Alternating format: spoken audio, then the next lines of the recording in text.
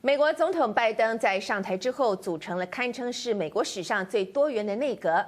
他的副手贺锦丽不只写下了美国史上第一位女性副总统的历史记录，同时也是第一位少数族裔的美国副总统。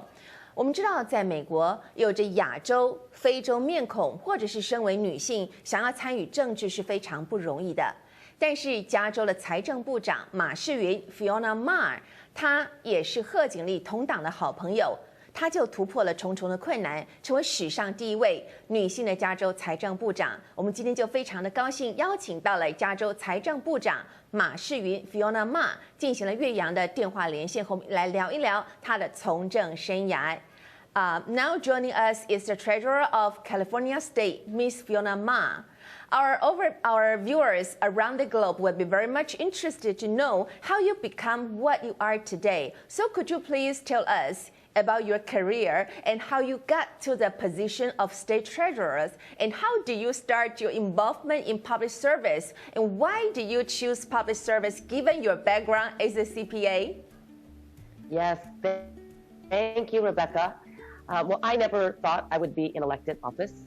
My parents were both born in China, immigrated to Hong Kong. They met in Canada. As I said before, my grandfather was a minister.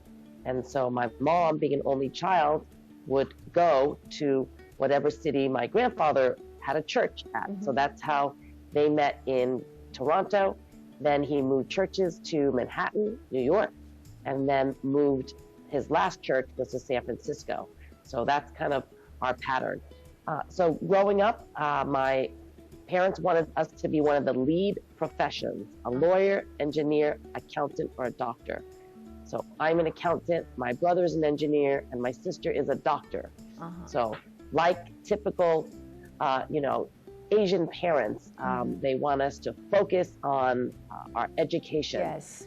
But growing up, I also played instruments, right? I played the piano and the flute and the drums. Wow. And then I was pretty good at sports. So I played 4 sports in junior high and high school. But I never ran for any student body president because that was not something that my parents encouraged us to do.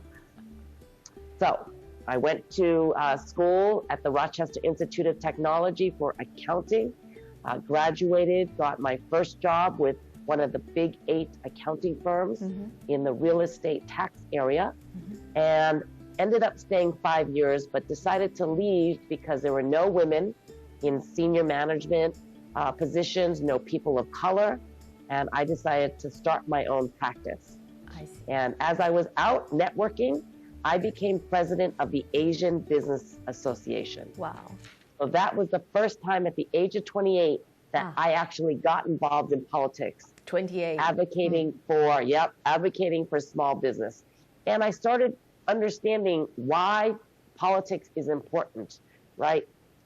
Politicians are making laws that affect all of us. They are allocating money through the budget for important programs and services. And if you're not at the table advocating, then your voice is not going to be there, and you're not going to get the services and the money and the laws passed that are going to help you and your community. So I got very, very active and involved. I volunteered on all these campaigns. I did a lot of pro bono work. I started my own West Side Chinese Democratic Club, and just learning, waiting, training until I could finally run for office. Yeah. And so I finally did. So we know that you are the granddaughter of the famous General Ma Zhen, yes, who led the Chinese to fight against the Japanese troops. And though you were born in the U.S., you grew up in the Chinatown in New York. So could you please tell us what is the impact of your ethnicity as an Asian on your political career? Yeah, so, I never met my grandfather. He had passed on, way before I was born, but I read about his history, and I know that he was the first mayor of Kunming and a very compassionate and generous man, and political. So I think somehow it was in my blood. Yes. Right? My father, definitely nobody in his generation, his family ran for office. I'm pretty much, the first one. also growing up in Chinatown. My parents, when they got married, they, like many young parents, they went to work in Yonkers during the day, and they left me with my grandparents to raise me. And what was great about that is I actually spoke Cantonese and my mother's dialect, Chuzhou, growing up for the first 5 years of my life. So I still understand, even though I don't speak a lot, but I still know when people are talking about me.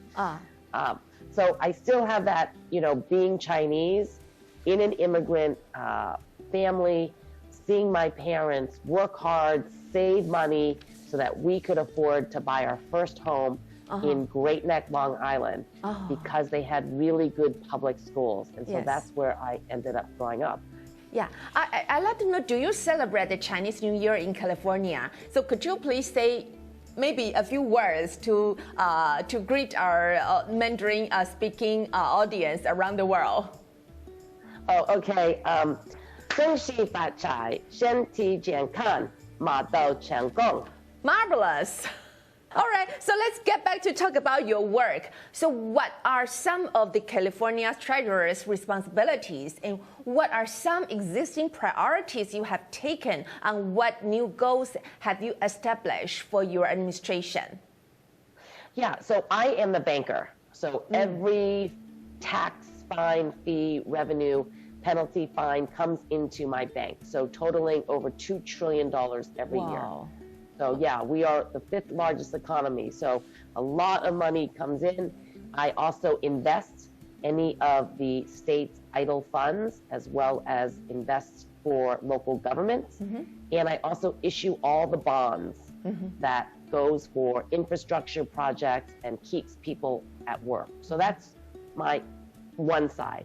Then I also chair 13 different boards, commissions, and authorities that helps build affordable housing, helps fund hospitals, schools, green technology, advanced manufacturing, public transportation. So any project that needs money, financing or funding, I have something to do with it. So it's very exciting being able to help communities, fulfill their dreams, help big infrastructure projects happen in the state of California. We know that you are a great fundraiser. You are the first Asian woman elected to this position in the history of California. And what were some challenges you have already encountered, and what advice would you give to other Asian women who are also interested in public service? Yeah, growing up with my parents that taught me, work hard, do the right thing, go step by step. I mean, that's how I got to this position. Yes. My first position was working for a state senator part-time as his aide. Then I got elected to the San Francisco Board of Supervisors, representing 70,000 people. Then I got elected to the State Assembly, representing 450,000 people. Then I got elected to the State Board of Equalization, representing 1/4 of the state. And then now I represent all 40 million people here in California. So, I think doing the steps, learning each job has given me a lot more confidence and background and qualifications to do this job. But as a female, as an Asian, we are taught to, be quiet. Right? Listen to your elders. Don't talk unless you're asked to speak. Certainly not argue, right? We don't debate with our elders, right? We just listen and then be humble. But in politics, you need to take credit when it's your time or it's your bill, your idea. You need to step up. You need to take credit. You need to promote yourself. To speak out. You need to speak up. You can't wait for people to recognize you, because it's going to be very hard. So sometimes you have to fight your way in, right, to those meetings, to those, endorsements, to, the positions that you want. But being a woman, I think there's a double standard. Yeah. Right? People will look at you and say, Rebecca, maybe you want to be president of your company. They may say, oh, do you have kids at home? Do you have a husband? Does your husband approve of it? How much time do you think you can spend? They never ask the men that, right? No. And so we always have to work harder and smarter than the men. And that's just something that I have accepted. That's how it is. Even when people donate to me, right? They will cut a maximum check, $8,000 to the men.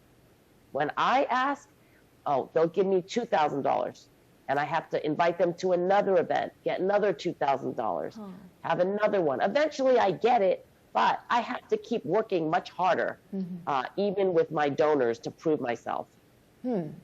Yeah, we women has to fight to speak out for ourselves. We know that you have advocated various bills to promote the rights for the LGBTQ community. So what are your future plans to further support gender diversity and inclusion? Yeah, so California, because we are a very diverse state, yes. I think you can see from our elected officials around the state that, that people value diversity. Even in my office, my chief of staff is a Filipina woman. I have 30 executives on my team, and they look like the United Nations.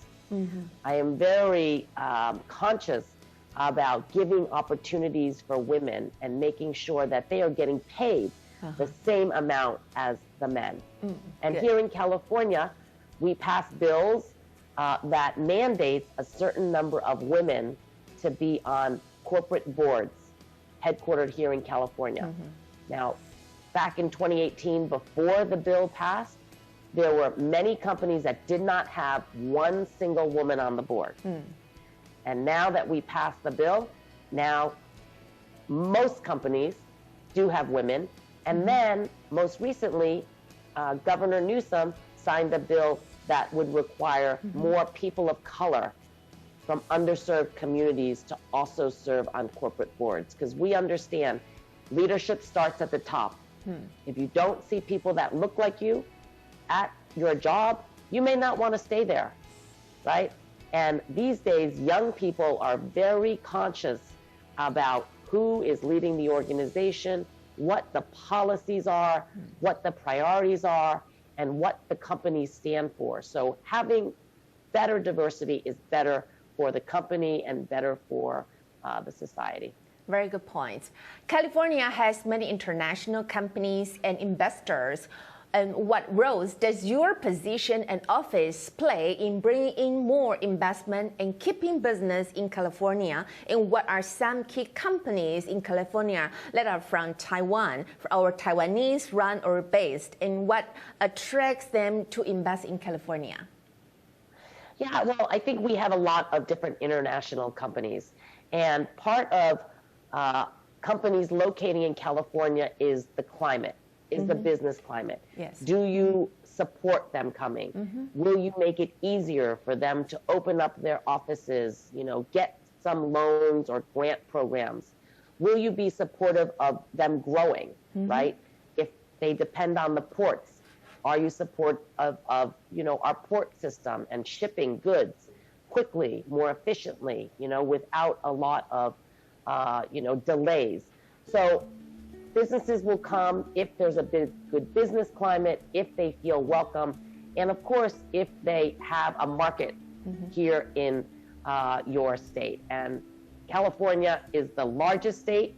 We also have the most amount of Asians living here, so we have many relatives, and we understand the importance of having good relationships with our Eastern brothers and sisters.